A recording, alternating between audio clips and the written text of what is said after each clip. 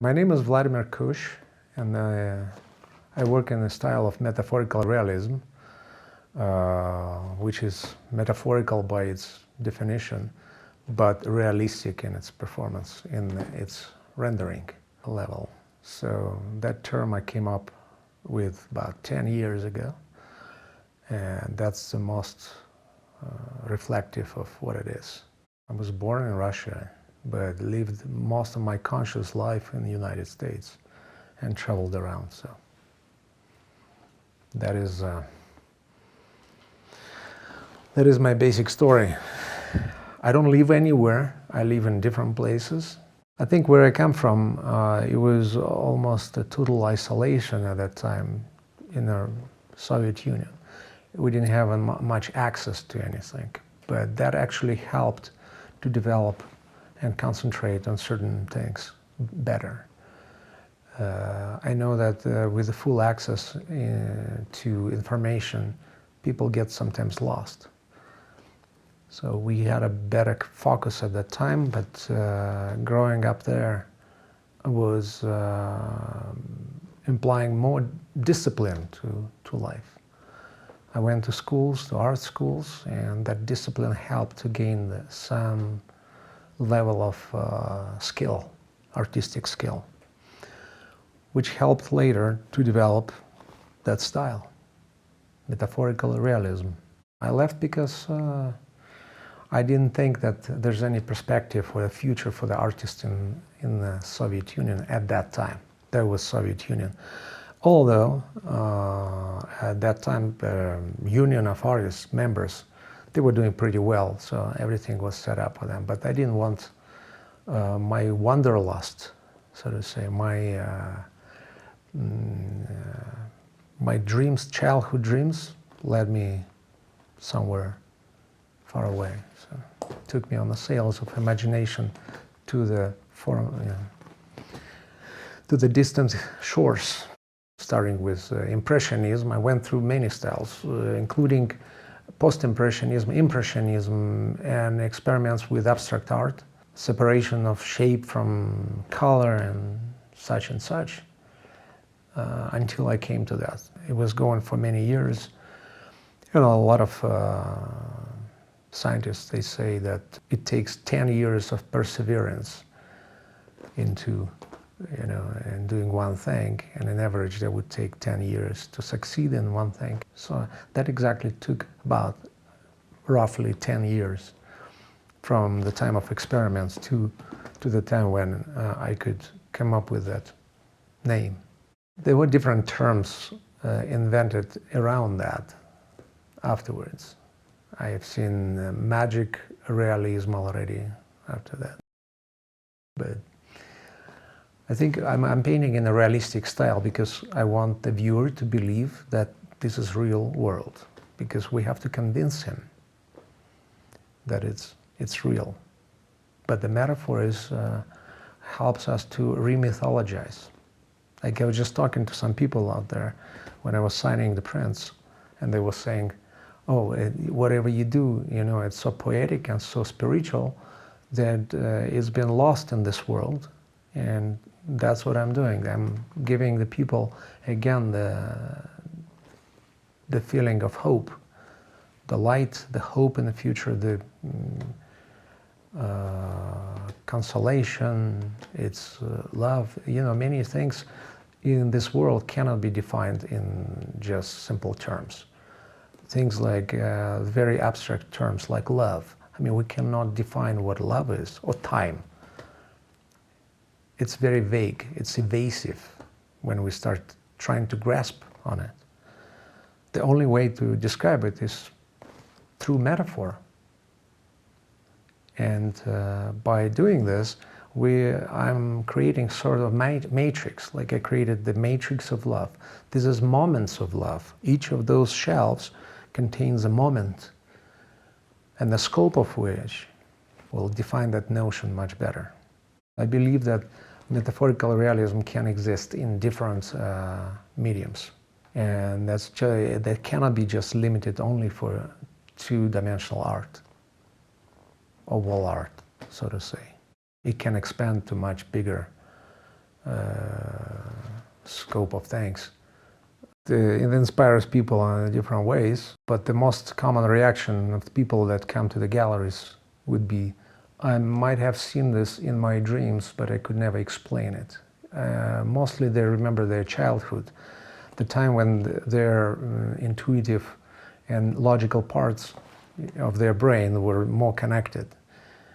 And all those dreams and visions, they were forgotten when they go in an adult stage, because they need to work, they need to lead the life that is much more practical or utilitarian, so to say. So they forget about those dreams. And then, of course, it's like a cave, you know, it's very much like Plato's theory about the cave. When all the ideas contained in the cave, you just have to go and get it. So almost literally, these people come to the galleries, like into the cave, to see those ideas that once they had a vision of that, maybe, and they recognize it. And that's the reaction we get quite a lot. I think it's just, there's many common things there in that cave, you know, there's like I said, the amount of ideas is limited anyways, but they're contained in that cave, which is sort of could be accessible if you give them the key. You have to give the key to open up that box, and I'm trying to give them this feeling of uplifting feeling. That's like I said, there's a major difference between what I do and surrealism, because surrealism was more focusing on epatage, on distorting objects, showing maybe a negative side of our life. I'm working with totally different things, giving the light, the consolation, the feeling of consolation, the feeling of hope. And the light in my paintings is very important, because it's always a light of hope, a light that will lighten up the future. So it's paintings that a lot of people can live with. It inspires them. So that's where the inspiration comes from. We have a long history of relationship here with Lisa. Lisa was in a different gallery where I was exhibiting, and she was a major art consultant there who sold most of my work. And since I was coming to Santa Fe and did shows, I got acquainted with her, and then later she opened up the gallery on her own and became a gallery owner, director. She took on my work, and now I consider this gallery, Longwas Gallery, as an extension of my own.